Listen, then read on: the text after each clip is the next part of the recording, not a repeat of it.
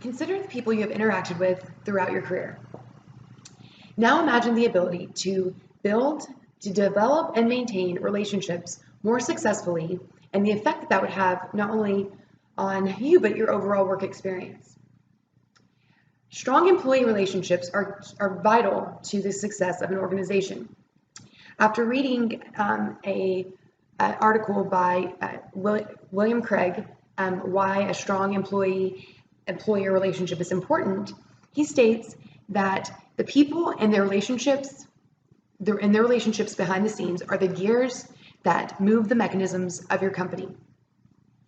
The quality of these connections can have an impact on job satisfaction, motivation, productivity, and company loyalty. There are 4 key concepts that, if implemented, can help build and maintain long-lasting successful relationships. These are engagement, vulnerability, true curiosity, and the overall connection. The beginning of any relationship is going to start with an engagement, engaging another person. There are 2 types of people in this world, those you know and those you don't. To build and strengthen relationships requires the distinctions of engaging either type of person on a human and genuine level. When engaging a person for the first time, you would want to, of course, introduce yourself with eye contact, a smile, an open and inviting posture, and a firm handshake. Now, depending on your relationship with the person you do know, you want to make sure that you are taking the first effort to acknowledge them, making them and following kind of those same steps.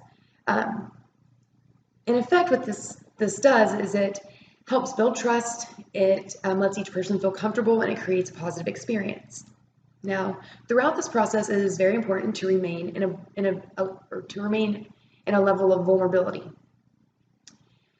Vulnerability is the act of being open, without pretense, kind of raw with another person.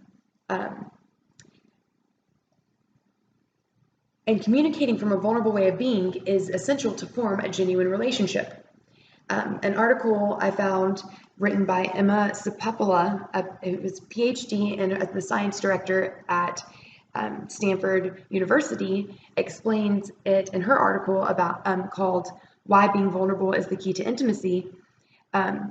She explains that vulnerability here does not mean the act of being weak or submissive. To the contrary, it implies the courage to be yourself.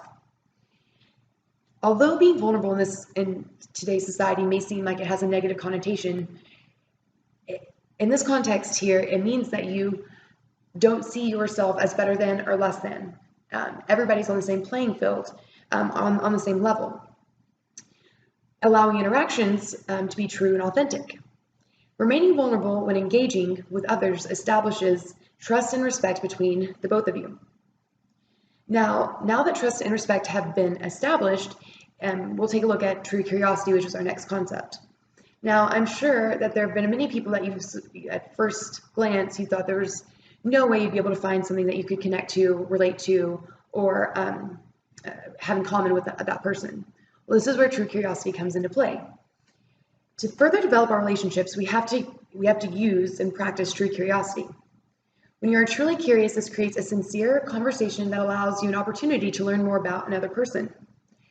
This is where you're asking open-ended questions that can't be answered with a simple yes or no. And with that person's response, asking more and practicing true curiosity, asking other open-ended questions and to learn more about that person. Practice is crucial when it comes to doing this because it can be difficult if it's not something you're used to doing. That practice also gives you the confidence to remain vulnerable because you do not want to seem like you are interrogating that person or asking these questions being disingenuous. Using the information that you've learned through true curiosity will help you discover something about that person that you either have in common or appreciate or can relate to, creating a connection, which is the final concept. The ability to connect with someone on a deeper level allows us to feel bigger, feel a part of something bigger than ourselves. We make connections through common values, interests, and appreciations. True curiosity is how we discover the things that we might have in common or can appreciate about another person. For example, I don't walk around with a sign that says I was a huge Harry Potter nut when I was a little bit younger, or that I've studied astrology for the last 10 years. Only through engaging with me, through vulnerability, and practicing true curiosity would you be able to learn aspects of who I am and find something that we may have in common. That common interest, value, or appreciation we share will ultimately connect us, creating the beginnings of a relationship based on something real and on a human level. And with continuing to maintain the connection, we'll successfully create a long-lasting relationship.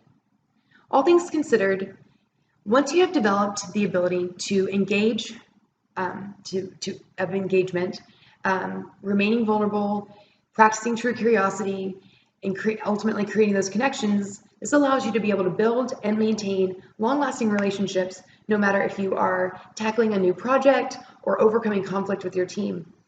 Having established these relationships will not only increase the success of the company, but your overall experience in the workplace.